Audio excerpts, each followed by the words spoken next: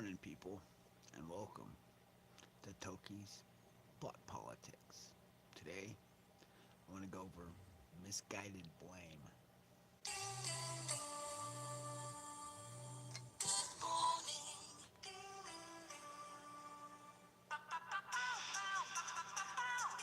Shut the fuck up.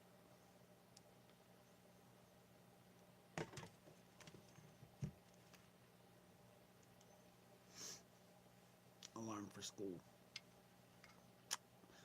Um, so I want to go over. Huh? Don't worry about it. We're back to school. We're back to sleep. I got it. I want to talk about misguided blame. The idea that everybody is literally turning against President Trump and they're blaming him for this shutdown. I want to go into this and talk about how ridiculous it is. Um, he's getting hate from all groups. His own party's starting to turn on him. People who supported him are now starting to say that it's his fault. Hey, what's up, man? Good morning. So I'm gonna get into this. So pack a bowl, load a bowl, come back, chill with us, smoke with us, hang out, and let's talk.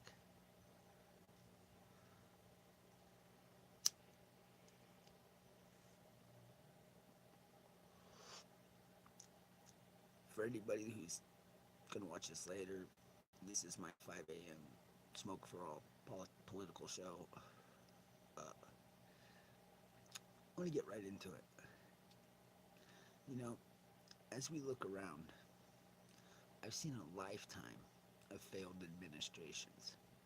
I've seen a lifetime of people claiming to want to secure this nation, to close the borders, to curb illegal immigration, and to do a lot of things that President Trump is doing.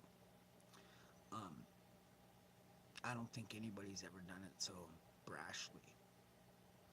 I don't think anybody strong armed it the way Trump is. And it's creating waves. Now, the problem is it's not a choice between how it's done. It's a choice on when it gets done. Okay, we got to keep in mind that the liberals will not ever accept that wall. And the reason being is because it cuts their voting base out of America. Simply put, if you if you build that wall, the Democrats don't win any elections anytime soon. Most of their voters are stuck in Mexico. Period. Now you're going to hear all kinds of reasons why we shouldn't spend the money on the wall. Let me go down to some of these reasons, and let me add some knowledge to this.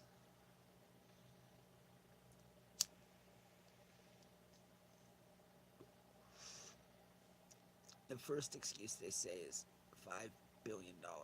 Excuse me, $5.7 billion is a lot of money. Okay, well, number one, $5.7 billion is chump change. It's not a lot of money when you're talking about $1 trillion budget, multi-trillion-dollar budget. It's not a lot of money when you talk about the billions of dollars we spend on foreign aid, the billions of dollars we spend like on the war on drugs. When you think about the politician salaries, the money we dump in and how we waste money every day in this country on bills and laws like full-term abortions to the birth date, which New York just passed. You see, there's lots of ways to fund that wall. The problem is neither side wants it. And unfortunately, Trump is the one stuck in the middle. Now, to his voting base, let me just say this. We voted on him because he's strong. We voted for him because he won't back down. He won't give up. That's why we put him in office. That's how he's gotten away with so much already. Now is not the time to turn your back on him for doing what we elected him to do. We elected him to build that wall. We elected him to confront Congress, Senate, to pull out the corruption. We elected him to stand up when nobody else will. And that's what he's doing. It's no time to turn on our president for doing a job that we all wanted him to do. Now, with that being said, people want to talk about they're not getting paid, they're not getting their government checks, they're not getting this and they're not getting that. Well, let me just tell you something right now. I'm an American, and you can keep the motherfuckers. Keep this shit shut down. Keep it, because we will save 10 times more money when that wall is put up. You see, it says America the brave. We're willing to stand up and sacrifice for what we believe in. We believe that that southern border needs a wall that will prevent illegal immigration, that will prevent, or at least help prevent, illegal drugs and weapons and human trafficking from flowing into this country. Now, is it 100% foolproof? No, nothing is. But when you add in underground sensors and you add in cameras and other securities, it's about as foolproof as you can get. And that's why the liberals don't want it. That's why the Democrats don't want that wall. Because it cuts illegal immigration. It stops it from happening. And as we all know, it's those voters that they illegally identify, illegally integrate, and then put into cities of sanctuary. It's those people who are driving an illegal voting base that elects politicians who want to strip America away from Americans. Period.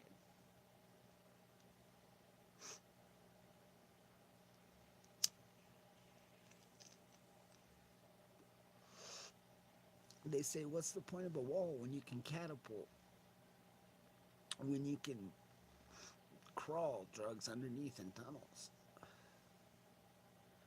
Well, I'm sorry, but it's a lot harder to catapult a human being over a wall than it is to walk them over a fence that's on the ground.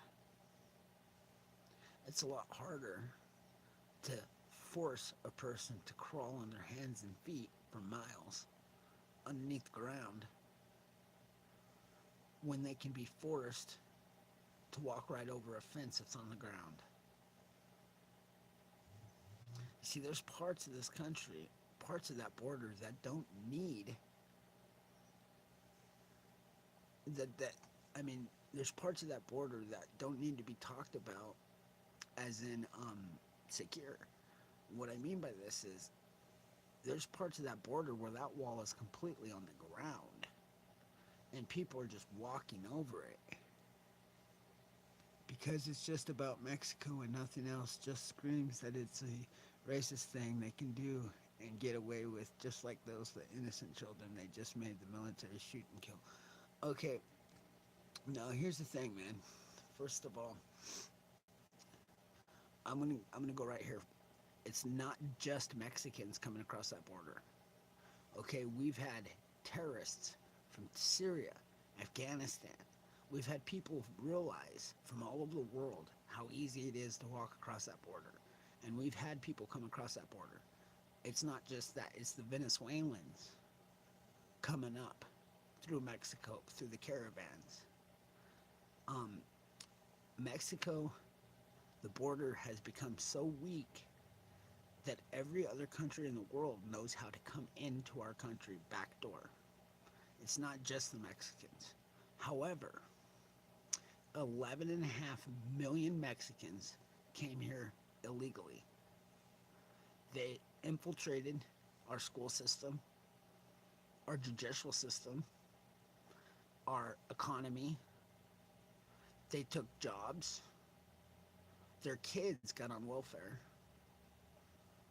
Their kids took time away from our children's education. These are all detriments to our country. It's not a race thing, it's a legality. They came here illegally. There's a way to come to this country. That's to sign a ledger. Tell me who you are. Let me identify you. Let me make sure that you're not a criminal. The problem is, too many criminals are coming over. Too many people are coming over committing crimes. If your first act in America is a crime, is a complete disregard for our laws, that's not going to make you an American. That makes you an international criminal. Now, shooting kids, that is such a misconception. Okay, because let me tell you something. If those parents aren't taking those kids on a life threatening journey clear across another country with the intentions of illegally infiltrating another country, it's not our fault that those parents are put those kids in that situation. Do we need to shoot them? It's a tactic.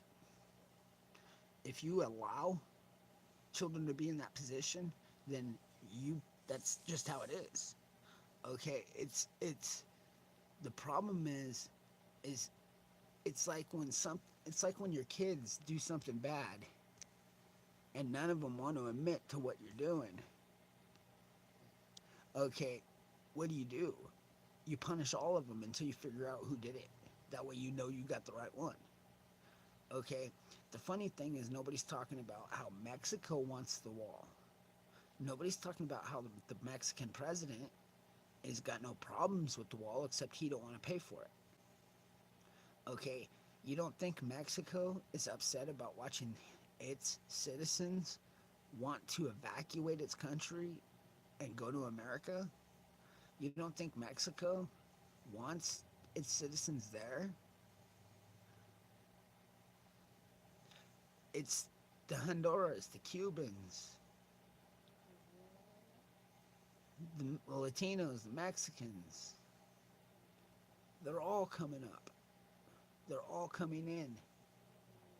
And they're all infiltrating cities of sanctuary by the millions. I'm not against immigration. I'm against illegal immigration. I'm against coming here and breaking our laws and then trying to tell me that you're going to raise your kids respectfully after you've broke our laws. You see, I know people who came here legally. I've talked to them. I know just how easy it is. I know a lady who told me all about it. She was a victim of human trafficking. Later, to go back and get her American citizenship, she also got an education, owns a career, pays taxes, is a dual citizen. She did it the right way. That's what everybody should strive for. That's what being American is all about. It's about striving to accomplish, not cutting corners and breaking laws in order to stand on top.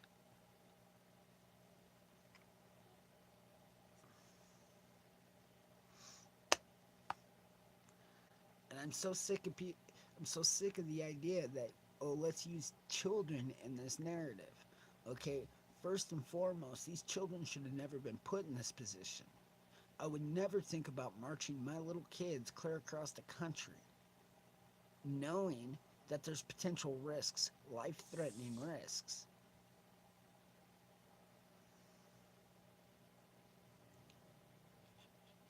What I would do is I'd march them down to the embassy and I'd march them up there and I'd allow them to sign up for immigration, legal immigration, so that one day they will be legal American citizens.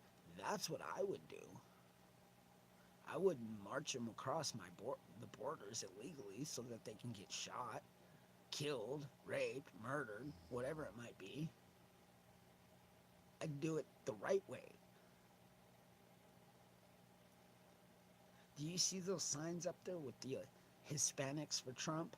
All the Americans that came here legally, who, by the way, are spitting in the face by every illegal, undocumented that came here? These people who strived and bent over backwards to change their lives legally? That's good. She got a good education. They make it hard for immigrants to become legal and a citizen. Actually, that's another misconception. It's not really as hard as you think. The hardest part, of course, is the cash. But if you can pay a coyote to take you across the border, that's almost what it takes to become a citizen. Okay, coyotes run you about $5,000 to $7,000 to get across the border. I've looked it up. I've done the research. Um, the citizenship papers requires you to have $5,000, requires you to speak the language, and to be able to pass a test. The test is basically what state capitals and presidents. Most of the hardest part is the test. It's not as hard as people think. It's harder to come here illegally.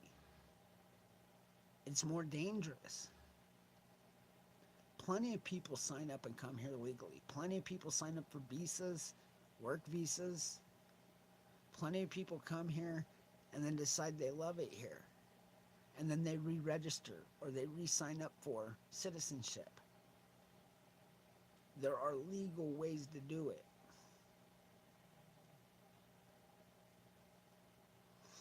Do you know the scary thing is? Adolf Hitler, in his book Mein Kampf, he had a quote in there that says, "We do not need to infiltrate our enemy's borders, for our enemy is the enemy of itself. The, for our enemy in the West, its customs, its laws, and its traditions will be the root of its demise, for it allows all states, all countries to infiltrate its borders, its kids, its schools, and its thoughts. It's a matter of time before our enemies in the West fall by their own demise. From the lack of culture, the lack of structure, and the lack of unity." That was Adolf Hitler. Mein Kampf. He wrote it while in prison. Do I support Hitler? No. But that's a scary thought when a madman can tear apart and tell you exactly what's going on in this country, can tell you what our worst enemies are. And it's the enemies from within. It's the people who have no allegiance to our country, the people who come here looking to rip this country apart. That's the problem.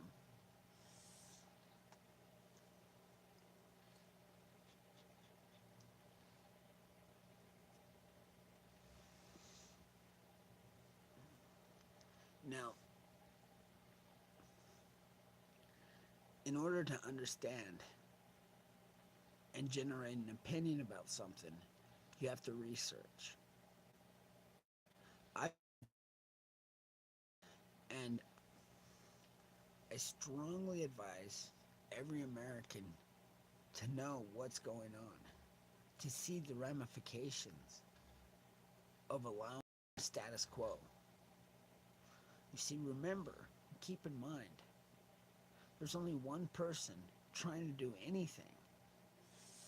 Keep in mind, nobody was talking about border security. Nobody was talking about a wall.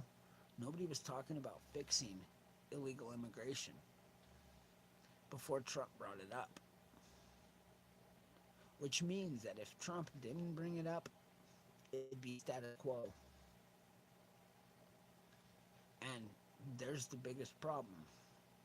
Because you can't have 11.5 million people who come here undocumented, unannounced. You can't have them all in cities surrounding American people looking for more rights than the American citizens.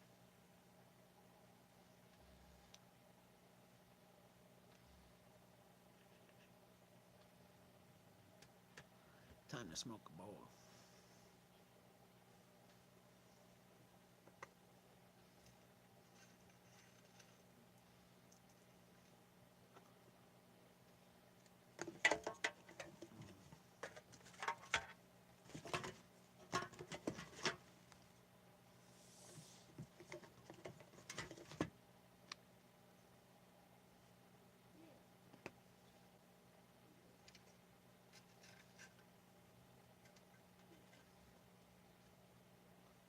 Go to sleep, Willow.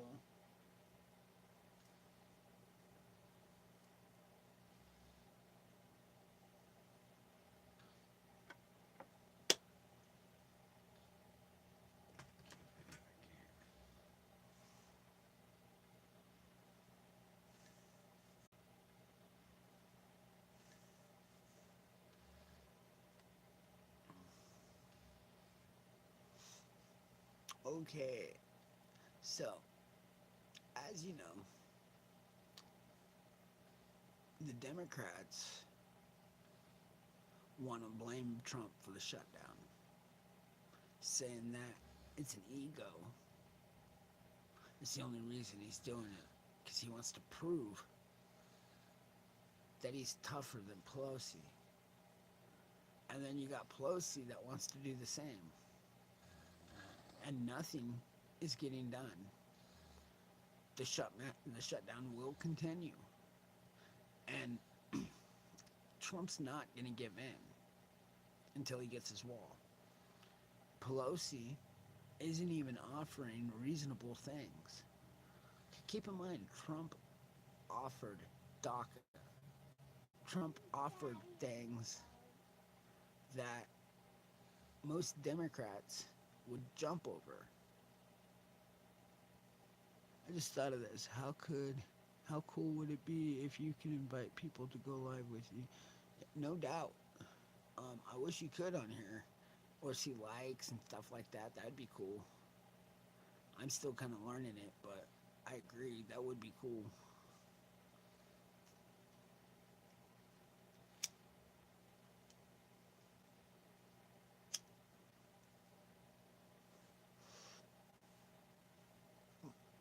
I found the missing can.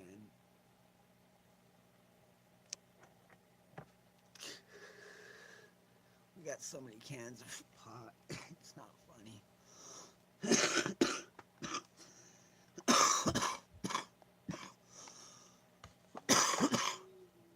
We got a little bit here, a little bit there.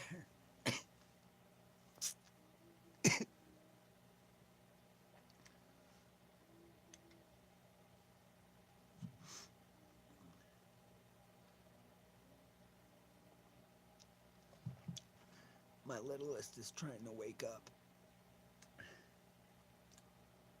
Willow, go to sleep.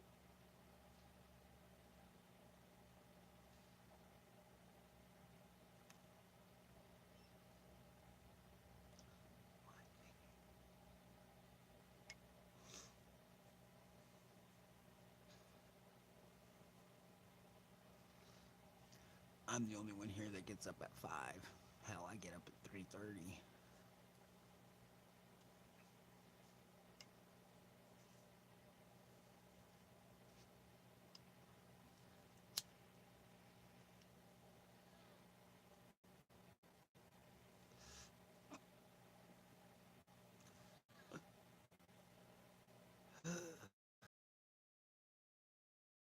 About ready to take some dab. Doing something about it.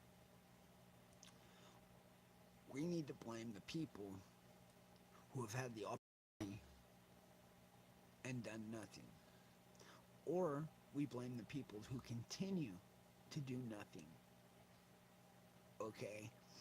Keep in mind, Obama wanted the wall. $5 billion for the wall. Junior wanted the wall. Clinton wanted the wall. Junior wanted the wall. Clinton wanted the wall. Senior wanted the wall. Reagan wanted to tear walls down.